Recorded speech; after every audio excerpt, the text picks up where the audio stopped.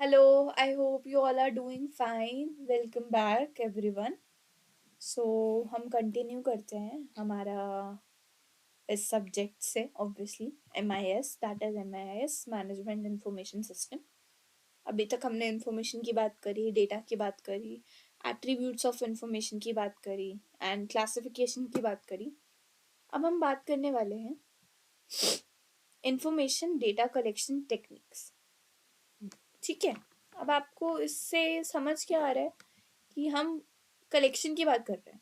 मतलब हम इंफॉर्मेशन को या डेटा को कैसे कलेक्ट करने वाले हैं, कैसे मतलब जो भी उसकी टेक्निक्स होंगी, है ना। डेटा कलेक्शन टेक्निक्स हमारी ऑब्वियसली अच्छी टेक्निक्स यूज करेंगे तभी तो हम क्वालिटी इंफॉर्मेशन या डेटा को एक्वायर कर पाएंगे। तो सबसे पहले क्या आता है, ऑब्वियसली अगर हमें कहीं से भी इंफॉर्मेशन या डेटा चाहिए होता है तो हम फर्स्ट टेक्निक हमारी हमेशा क्या रहती है, even good organisation and MNCs that are multinational companies जिसके लिए आप आगे एम कर रहे होंगे, वो भी एक ऐप को या किसी वेब एप्लीकेशन को लॉन्च करने से पहले क्या करती है, सर्वेस करती है। क्या करती है? सर्वेस। तो अगर हम बात करें कि सर्वेस क्या है, surveys are something like it is like a questionnaire. ठीक है, it is prepared to collect the data from the field. मतलब जिस भी फील्ड के बारे में हमारा ये ऐप या एप्लीकेशन या प्रोडक्ट जो भी होने वाला है, उसी फील्ड का हम सर्वे करते हैं जो भी लोग उसमें हैं। मतलब एक क्वेश्चनर हेल्ड होता है और ये क्वेश्चनर कैसा होता है, MCQ टाइप होता है। ठीक है, मल्टीपल चॉइस क्वेश्चंस होते हैं ना, वैसे ही कर लो कि मतलब सपोज अगर किसी के हेयर का क्वेश्चनर है, कोई हेयर प्रोडक्ट लॉन्च होने वाला है, ठीक है, तो वो कोई भी जो उनका क्लाइंट है उससे क्या पूछेंगे, आपका हेयर टाइप क्या है। आजकल अगर आपने देखा होगा, वेडिक्स करके एक ब्रांड है, Vedix Ayurveda brand according to them, I don't believe in them actually. ठीक है, तो वेडिक्स क्या है, वो क्या करता है, आपका हेयर एक हेयर प्रोडक्ट है, वो भी लोगों से एक सर्वे लेता है। सर्वे उन्हें बोलते हैं कि आप ये सर्वे को लाइक फिल करें। अब उसमें आपका हेयर टाइप पूछते हैं, यहाँ पे ऑप्शंस होते हैं wavy, curly and straight obviously. ठीक है, तो आप किसी भी चीज़ पे ऐसे टिक करते हैं कि ये मेरा हेयर टाइप है एंड इसी के अकॉर्डिंग मुझे एक हेयर प्रोडक्ट चाहिए। तो वो सर्वेज लेते हैं और लोगों की कंडीशन को एग्जामिन करते हैं। इसी तरह सर्वेज हेल्ड होते हैं। तो व्हाट आर सर्वेज एक्चुअली, ये मैं हटा देती हूँ, ओ सॉरी सॉरी, क्योंकि एग्जाम्पल है तो आपको क्लियर हो जाएगा। तो हम सीधा डेफिनेशन पे चलते हैं। वो क्या है हमारी, कि it is a questionnaire. What it is, a questionnaire. ठीक है, which is prepared to collect the data from the field। ठीक है, ये क्वेश्चनर है जो प्रिपेयर करती है company to collect the data from the field. ठीक है, secondary data sources, secondary data sources, secondary data sources में क्या आ जाता है, क्या क्या आ जाता है, आप सोचो। सेकेंडरी से हमने अभी पहले सेकेंडरी के बारे में बात करी थी ऑब्वियसली, सेकेंडरी इंफॉर्मेशन के बारे में, मतलब जो पहले से एग्जिस्ट कर रही है, ऑलरेडी एग्जिस्टिंग, राइट। मतलब क्या हो रहा है, वो पहले से ही एग्जिस्ट कर रही है। ठीक है, ऑलरेडी एग्जिस्टिंग। तो अब ऑलरेडी क्या एग्जिस्ट कर रहा है हमारे डेटा सोर्सेस में, कोई भी मैगजीन, ठीक है, old records, old records, old records and company websites.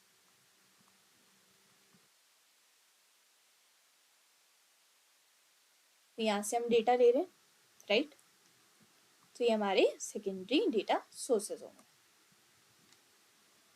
और क्या आ जाता है फिर हमारा थर्ड टेक्निक क्या है हमारी, ऑब्जेक्टिव, मेजर्स और टेस्ट्स। ठीक है, थर्ड टेक्निक हमारी ऑब्जेक्टिव से क्या मतलब होता है हमारा, वही एमसीक्यूज, इसके बारे में बात कर रहे हैं। सब्जेक्टिव का मतलब क्या होता है, बहुत सारी थ्योरी आपको सब लिख लिख कर बताना है। एमसीक्यूज क्या होते हैं, टिक द करेक्ट ऑप्शन और tick the multiple options which are correct, और जो भी आपको सही लगते हैं अपनी नीड के अकॉर्डिंग, ये वैसे टेस्ट होते हैं। तो इस तरह से भी हम क्या करते हैं, इंफॉर्मेशन कलेक्ट करते हैं। It is an experimental test which is conducted on the subject, obviously एक पर्टिकुलर सब्जेक्ट पे कंडक्ट करते हैं हम, इसे सब्जेक्ट पे कंडक्ट करते हैं। जिस भी सब्जेक्ट के बारे में और जिस भी ऐप को हम लॉन्च करना चाहते हैं, ऑब्वियसली हम ट्रेंड देखेंगे, मार्केट में क्या ट्रेंड चल रहा है, एंड उसी की नीड्स के अकॉर्डिंग हमारा ऐप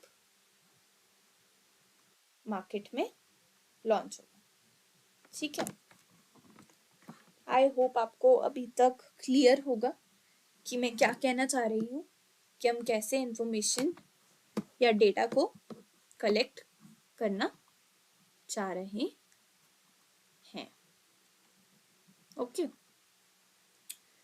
तो यही हमारी डेफिनेशन थी कि it is an experimental test and experimental test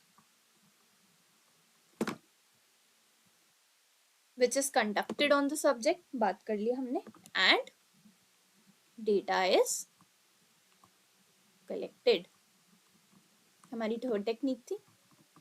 अब हम फोर्थ टेक्निक पे आ जाते हैं, which is इंटरव्यूज। अब आपको सबको ही इंटरव्यूज के बारे में पता होगा, because all the people studying computer science, maybe it is BCA, BSc, MTech, obviously BTech नहीं लिखा मैंने।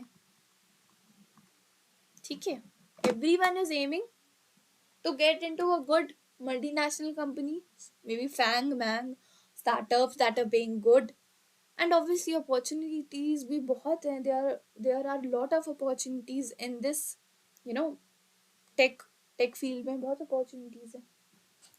तो at the end आपको एक इंटरव्यूअर को फेस करना ही है। वो इंटरव्यू क्यों ले रहा है, आपकी कंडीशन को एनालाइज करने के लिए, कि आप इतने ज़्यादा केपेबल हैं या नहीं उनकी कंपनी के लिए, इसलिए इंटरव्यूज कंडक्ट किए जाते हैं। तो इंटरव्यूज के थ्रू भी क्या हो रहा है, वो लोग भी तो हमारा डेटा ही कलेक्ट करके लेके जाते हैं। ठीक है, they also collect the data, right, collect the data from us, हमसे ही डेटा कलेक्ट किया जाता है ना। ठीक है,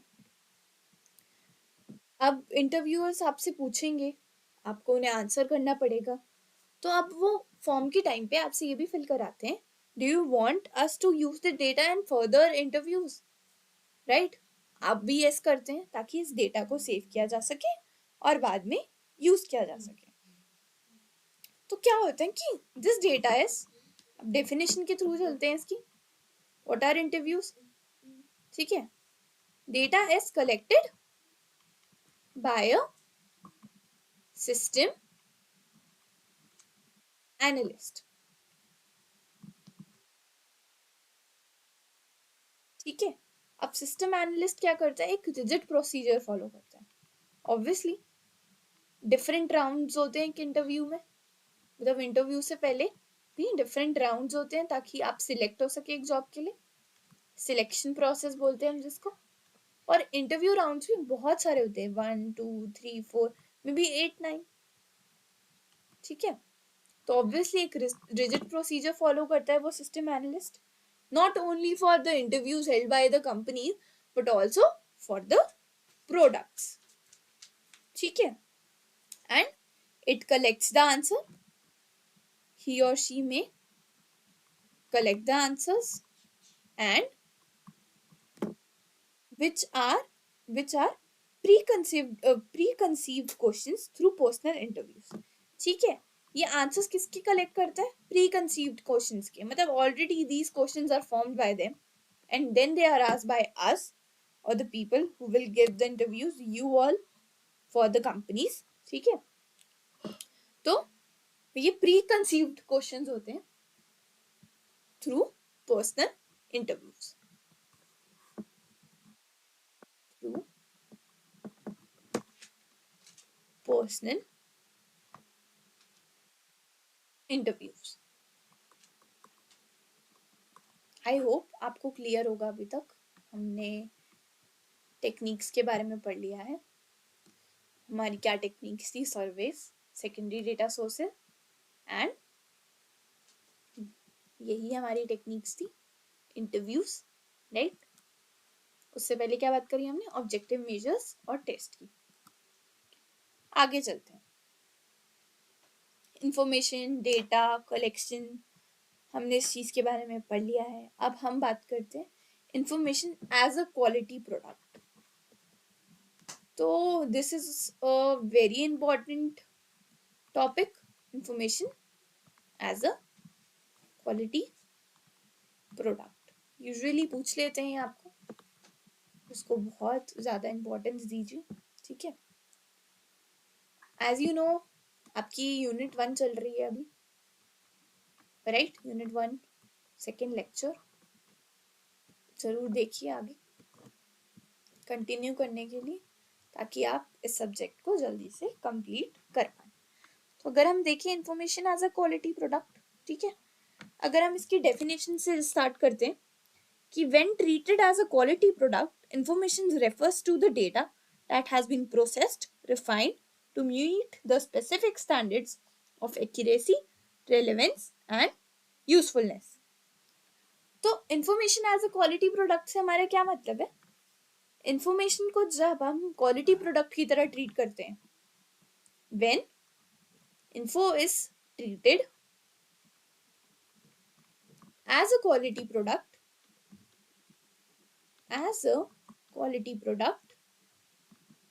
then what happens? क्या होता है फिर? Information refers to data that has been processed and refined. मतलब हमने बेकार डेटा में से एक पर्टिकुलर, एक मीनिंगफुल डेटा को निकाल लिया है और हमने गुड क्वालिटी इंफॉर्मेशन को रेडी किया है जो सारे स्टैंडर्ड्स को मीट करता है. अब ये कौन से स्टैंडर्ड्स हैं? आपने पढ़ा होगा. What are the standards?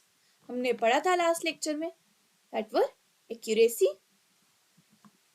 Timeliness, right. ये उसके एट्रीब्यूट्स थे. Completeness and what? क्लैरिटी,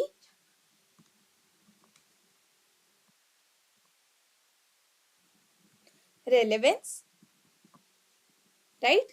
हमने ये सब पढ़ा था. एक्यूरेसी का मतलब क्या था? मैंने आपको बताया था, information which is free from errors and reflects the true states of affairs. ठीक है. एंड रेलेवेंस से क्या था?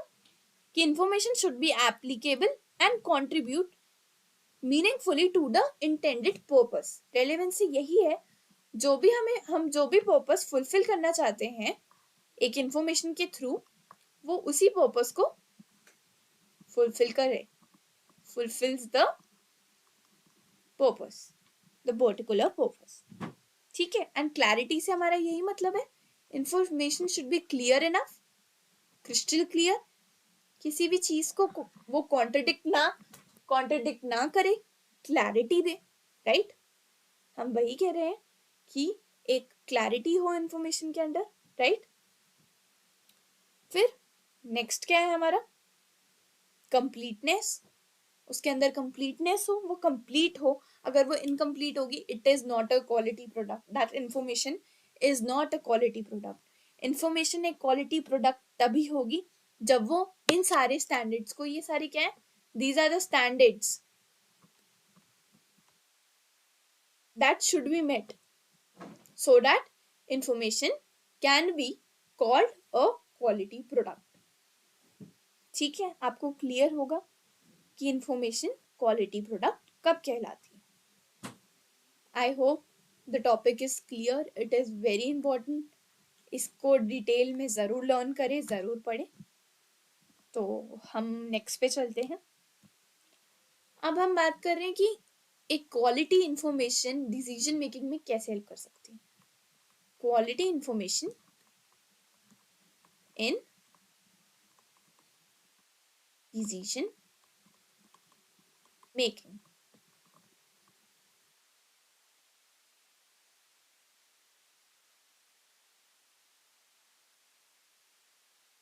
आई होप आपको अभी तक ये वाली चीज़ क्लियर हो गई होगी कि इंफॉर्मेशन एक क्वालिटी प्रोडक्ट कैसे हो सकती है। ठीक है, अब क्वालिटी इंफॉर्मेशन डिसीजन मेकिंग में कैसे हेल्प करेगी। अगर एक इंफॉर्मेशन में एक क्वालिटी है, मतलब it is of good quality, that is meeting all the standards, that is accuracy, relevance, clarity and completeness, right. अगर वो सारे स्टैंडर्ड्स मीट कर रही है, क्वालिटी इंफॉर्मेशन है। और अगर वो क्वालिटी इंफॉर्मेशन है तो वो आपको डिसीजन मेकिंग में ज़रूर हेल्प करेगी, क्योंकि आपने पीछे भी पढ़ा था कि अगर if you are in a dilemma situation and आप अपना एनालिटिकल माइंड यूज़ कर रहे हैं, एनालाइज कर रहे हैं सिचुएशन को, बट आपको समझ ही नहीं आ रहा है, बट आपको एट द एंड क्या हेल्प करेगा, एक स्ट्रैटेजिक इंफॉर्मेशन हेल्प करेगी, वो आपको बताएगी कि यही चीज़ सही है। तो गुड इंफॉर्मेशन ही डिसीजन मेकिंग में हेल्प करती है। आगे हम थोड़ा बात करते हैं इसके बारे में। तो decision makers rely on high quality information to make inform and effective decisions. यही मैंने बोला कि जो डिसीजन मेकर्स होते हैं, अब डिसीजन मेकर्स कौन हो सकते हैं। सपोज आप आगे जाकर कोई भी फर्म रन कर रहे हैं अपनी, तो आप एक डिसीजन मेकर हो गए, राइट। तो डिसीजन मेकर्स किस पे रिलाई करते हैं, क्वालिटी, रिलाई ऑन क्वालिटी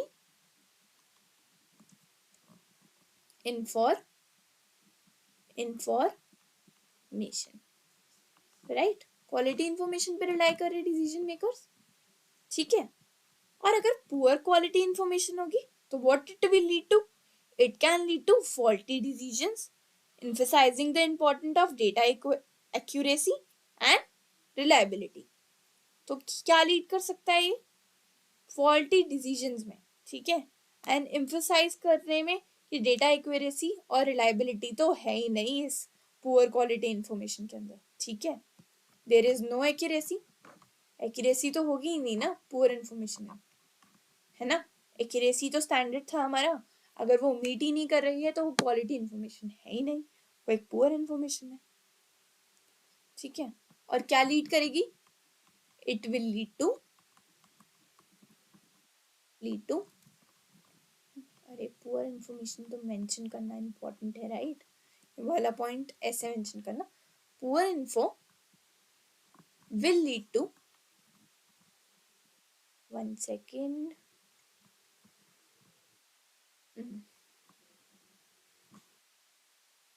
वो will lead to faulty decisions, right। चलो अब हम एक मॉडल के बारे में बात कर लेते हैं, general model of humans as information processors, ठीक है। यहाँ हमारा ये वाला टॉपिक एंड होता है कि क्वालिटी इंफॉर्मेशन डिसीजन मेकिंग में कैसे हेल्प करती है। ऑब्वियसली हम नेक्स्ट टॉपिक पे चलते हैं, that is, let me write it, that is journal model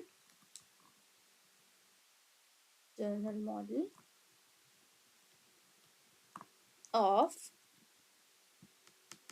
किसकी बात करने वाले हम, ह्यूमंस की, of humans as information processors, ठीक है। अब हम इस टॉपिक पे थोड़ी सी बात कर लेंगे ताकि ये आपको क्लियर हो जाए। येलो कलर ले ले से ताकि आपको दिखे थोड़ा सा, हम हाईलाइट कर दें इस टॉपिक को ताकि आप लोग इस टॉपिक को कभी भी मिस ना करें, ठीक है, राइट। चलो बात करते हैं इस बारे में, थोड़ी सी बात तो होनी चाहिए ऑब्वियसली। अब humans can be viewed as information processors constantly receiving, interpreting and responding to information, ठीक है, from their environment. Humans can be viewed, अब हमने बात कर ली है कि इंफॉर्मेशन प्रोसेसेस की तरह वो व्यू हो सकते हैं, ये कॉन्स्टेंटली रिसीव करते हैं। हम ह्यूमंस क्या कर रहे हैं, कॉन्स्टेंटली रिसीव कर रहे हैं हमारे इन्वायरमेंट से, इंटरप्रेट कर रहे हैं और उसको रिस्पॉन्ड भी कर रहे हैं। कैसे कर रहे हैं हम रिसीव, ऑब्वियसली सेंसर से। कैसे कर रहे हैं हम, सेंसर से रिसीव कर रहे हैं। सेंसर्स, हमारे पास सेंसर्स होते हैं, सब कहते हैं 5 सेंसेस हैं हमारी, ऑब्वियसली सबको ही पता है। थोड़े लोगों के पास 6th सेंस भी होती है अगर आपको पता होगा तो सेंसर से हम क्या कर रहे हैं, सेंस कर रहे हैं अपना इन्वायरमेंट। उसके बाद जब हम एक कंडीशन को सेंस कर लेते हैं, उसी की तरह उस कंडीशन के अकॉर्डिंगली हम क्या करते हैं हम बताओ, हम रिस्पॉन्स देते हैं। क्या करते हैं, रिस्पॉन्स देते हैं। ऑब्वियसली अगर आप एक गैस स्टोव के पास हो, ठीक है, वो जल रहा है, अब आपके जो सेंसरी रिसेप्टर्स होते हैं आपकी फिंगर के अंदर, वो उसे सेंस कर लेते हैं कि यार ये तो हॉट है, we need to move our finger backwards, हमें पास लेकर इस डायरेक्शन में नहीं जाना है, हमें पीछे की तरफ जाना है ताकि हमारा हाथ नहीं जले। तो हमने क्या करा, सेंसर्स के थ्रू सेंस करा एनवायरनमेंट को और रिस्पॉन्स दिया, ठीक है। तो आई होप आपको एक्सप्लेनेशन ये थोड़ी क्लियर होगी कि मैं क्या कहना चाह रही हूँ, राइट। तो डेफिनेशन की बात कर लेते हैं।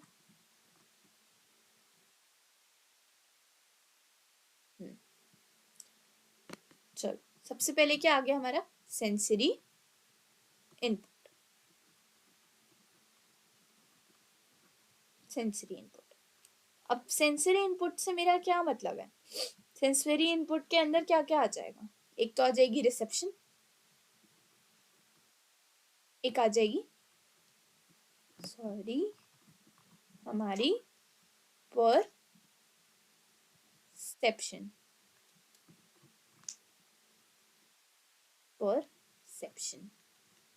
राइट। रिसेप्शन से मेरा मतलब क्या है, humans receive information through sensory organs. मैं यही बात कर रही थी कि हम सेंसरी ऑर्गन्स के थ्रू क्या करते हैं, इंफॉर्मेशन को रिसीव करते हैं। Information is received through sensory organs, और वो क्या क्या है हमारे, ear, eyes, that is our sight obviously, smell कहाँ से करते हैं हम, नोज से, right, and etcetera. Touch is also sensory organ. तो ये हमारी रिसेप्शन है, इसको हम रिसेप्शन बोलते हैं। This term is defined as this, information is received by humans through sensory organs, sight, hearing, touch, etc. ठीक है। Perception, the brain interprets and organizes sensory input forming perceptions. तो अब क्या हो रहा है कि जो ब्रेन क्या कर रहा है, इंटरप्रेट कर रहा है, जो भी कंडीशन या सिचुएशन उसके साथ हुई है वो उसको इंटरप्रेट कर रहा है और फिर क्या कर रहा है, ऑर्गेनाइज। ये कौन कर रहा है, हमारा brain. Brain interprets and organize sensory input. Input क्या है, जो भी हमें मिला वहां से, ऑब्वियसली किसी ने हमें इनपुट दिया, वहां से हमने इनपुट लिया और अब हम उसे आउटपुट देंगे, और आउटपुट क्या होगा हमारा, फॉर्मिंग परसेप्शंस। मतलब हम उस चीज के बारे में कोई राय बना लेंगे कि अगर ऐसा होगा तो मुझे ये वाली चीज करनी है या मुझे ये करना है, राइट। इस तरह से हमारा चलेगा। तो पहला हमारा क्या है, ये सेंसरी इनपुट। सेकंड पे चलते हैं। सेकंड क्या है हमारा? प्रोसेसिंग।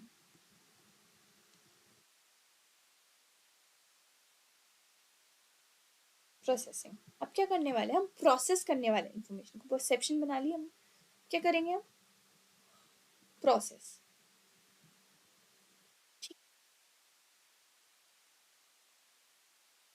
अब क्या हो गया? दो तरह की प्रोसेसिंग होती, cognitive processing and emotional processing. Cognitive processing से आपका मतलब क्या है?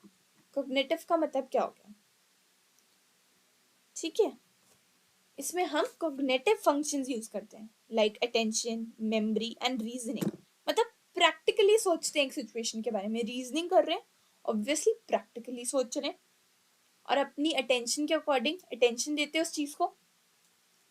मेमोरी, मेमोरी यूज होती है, ध्यान रखते हैं कि हमारी मेमोरी में क्या स्टोर हुआ था, उस चीज के बारे में सोचकर हम प्रोसेस करते हैं इंफॉर्मेशन को। ठीक है, तो ये क्या हो गई हमारी कॉग्निटिव प्रोसेसिंग, मतलब something practical, right? And what are the different functions? Cognitive functions, cognitive functions क्या है हमारे?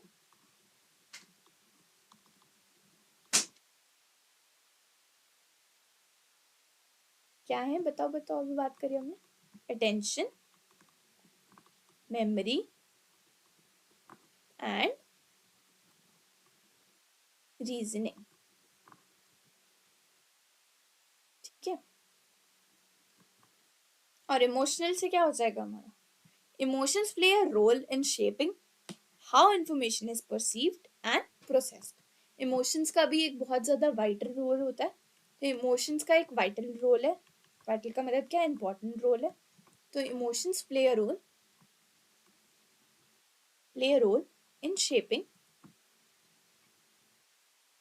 इन shaping how information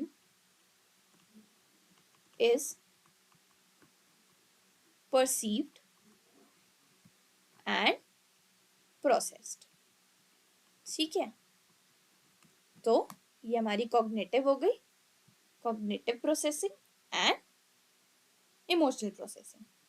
फिर हमारा क्या है आगे? स्टोरेज।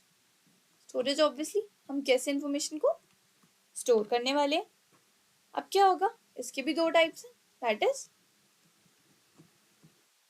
बिहेवियरल, बिहेवियर के according, and feedback loop. Behavioural and feedback loop.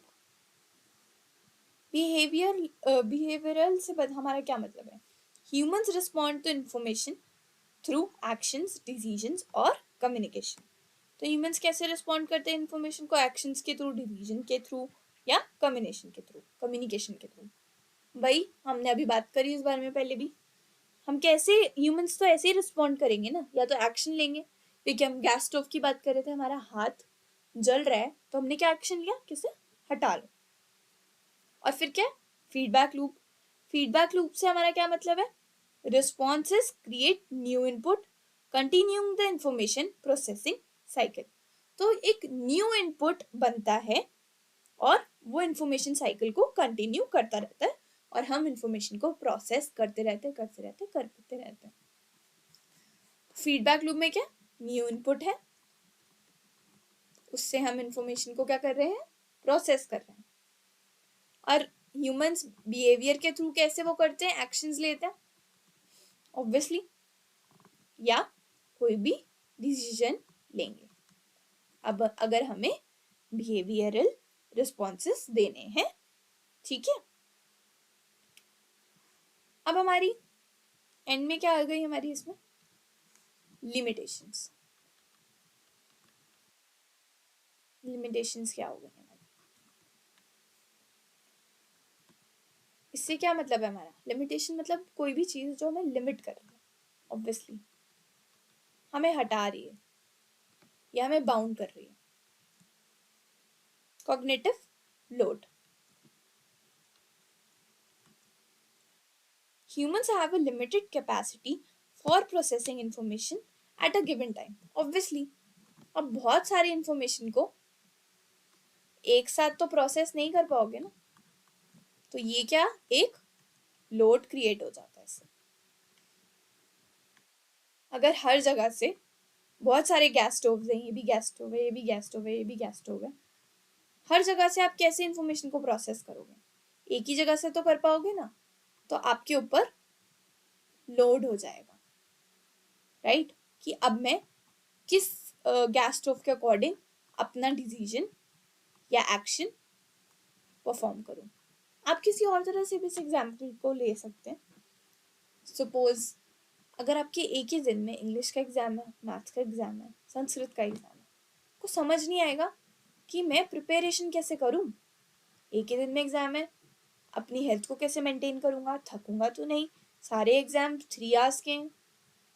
तो इसलिए एग्जामिनेशन सेल ने भी आपके एग्जाम्स उसी तरह से क्रिएट किए हैं, टाइम टेबल या एग्जाम शेड्यूल इसी तरह से क्रिएट किया गया है ताकि आपके ऊपर कॉग्निटिव लोड ना हो और आप इतनी इंफॉर्मेशन को प्रोसेस करने का तरीका मतलब ढूंढ ही ना पाए। सपोज आपके लिए बहुत टफ हो जाएगा तो आप प्रोसेस ही नहीं कर पाएंगे, ठीक है। नेक्स्ट क्या है? बायसेस। बायस का मतलब क्या होता है? मतलब एक सपोज आपके पास 2 डायरेक्शंस है या 2 ऑप्शंस है, जो ऑप्शंस को लेने वाला है, suppose there is a principal, अब 2 स्टूडेंट्स है, राम एंड श्याम, तो अगर वो श्याम को पहले से जानता है तो मे बी वो उसके थ्रू बायस हो एंड उसको वो अवार्ड दे दे जो मे बी राम को मिलने वाला हो। Maybe Ram is more capable, but principal knows him, तो मे बी बायस हो जाए और श्याम को दे दे। तो बायस का वैसे मतलब ये होता है, बट यहाँ पे बायसेस का मतलब क्या है तो देखते हैं। Cognitive biases can influence perception and decision making. मैं वही कह रही थी, कॉग्निटिव बायसेस क्या कर सकते हैं? ऑब्वियसली वो क्या करेंगे? इफेक्ट करेंगे डिसीजन को। क्या करेंगे? इफेक्ट करेंगे डिसीजन मेकिंग को। How? The example I gave you, the principal. If the principal has some bias regarding Shyam, तो वो किसको प्रेफर करने वाला है? श्याम को। तो इस तरह से क्या हुआ, उसका जो हो गया डिसीजन चेंज हो गया, डिसीजन चेंज एंड श्याम को मिल गया अवार्ड जो राम को मिलने वाला था। May be Ram is more capable but Shyam को मिल गया। तो इस तरह से कॉग्निटिव बायसेस इफेक्ट करते हैं डिसीजन मेकिंग को। आई होप आपको ये टॉपिक क्लियर हो गया होगा जिस बारे में हम बात कर रहे थे, that is general model of humans as information processor. Please आप इसे बहुत ध्यान से पढ़ें, इट इज वेरी इंपॉर्टेंट।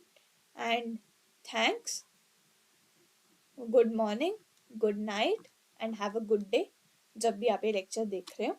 हम नेक्स्ट लेक्चर में मिलते हैं। आई होप आप पहले के सारे टॉपिक्स रिवाइज करेंगे and it will help you a lot. Thank you, bye bye.